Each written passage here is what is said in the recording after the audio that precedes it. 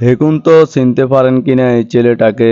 একসময় আমিও আপনাদের মতন সুস্থ ছিলাম। আমি নিজের মতো করে চলতে পারতাম, নিজের ভোগ নিজে মিটাতে পারতাম, নিজের শিকার হাতের কাজও জানতাম, এমনকি আমার নিজস্ব দোকানও ছিল। আর ওই দোকানে আমার আন্ডারে ৩-৪ জন লোকও কাজ করতো। খুবই হাসি খুশি ছিল আমার এই জীবনটা। ঠিক 2014 সালে আমার দোকানের ছাদের উপরে আর্জেন্টিনার পতাকা লাগাতে গিয়ে কারেন্টের সাথে লেগে আমার জীবনে বয়ে এলো বড় এক বিপদ। আর এই বিপদে চলে গেল আমার 2টা হাত 2টা পা। ডাক্তাররা বলেছিল আমি মারা যাব, কিন্তু তাদের দীর্ঘ চেষ্টা করার পর আল্লাহ পাক দীর্ঘ হায়াত দান করে আমাকে বাঁচিয়ে রাখেছেন। তারপরে আমার জীবন হয়ে যায় হুইলচেয়ারে নির্ভর। আমার নিজের দায়িত্ব কর্তব্য নিতে আমার জীবনে চলে আসলো ছনিয়া। পরিবারের সবাই মিলে আমাদের 2 জনের বিয়েটে করিয়ে দিল। বিয়ে করার পরে চিন্তা করলাম আমি কিভাবে চলবো, কিভাবে খাবো।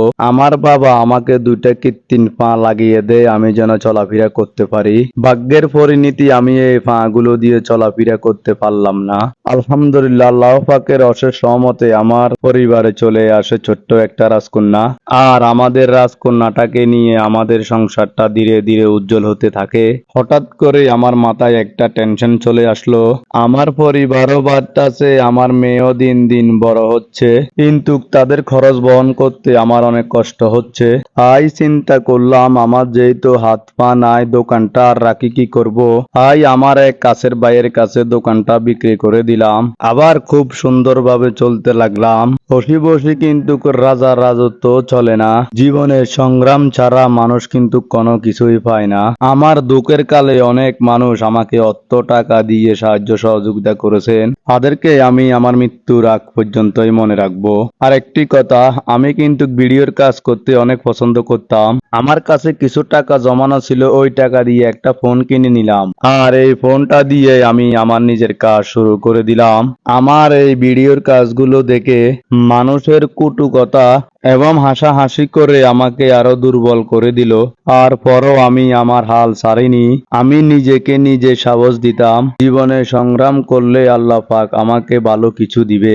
আর এভাবে চলতেছে আমার কষ্টের জীবন। আর আমার এই পথ চলতে অনেক কষ্ট হতো।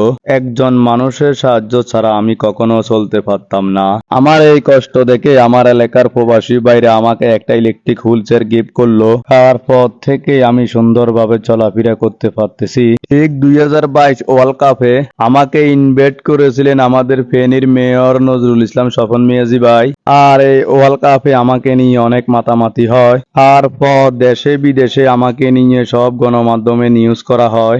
আর আমার এই নিউজ দেখে আমাকে ইনভাইট করে আর্জেন্টিনার পররাষ্ট্র মন্ত্রণালয়। তাই আমি চলে গেলাম ঢাকা দূতাবাস উদ্বোধন অনুষ্ঠানে। দূতাবাস উদ্বোধন করানোর পর আর্জেন্টিনার টিভি চ্যানেল আমার সাক্ষাৎকার নেয়। সাক্ষাৎকারের পরে আর্জেন্টিনার পররাষ্ট্রমন্ত্রী আমাকে সম্মাননা করেন। তাদের অফিসিয়ালি যাচ্ছি সহ আরো অন্য গিফট আমাকে হাতে তুলে দেন। যাই হোক, অবশেষে আমরা ভিডিও শেষের দিকে চলে আসলাম।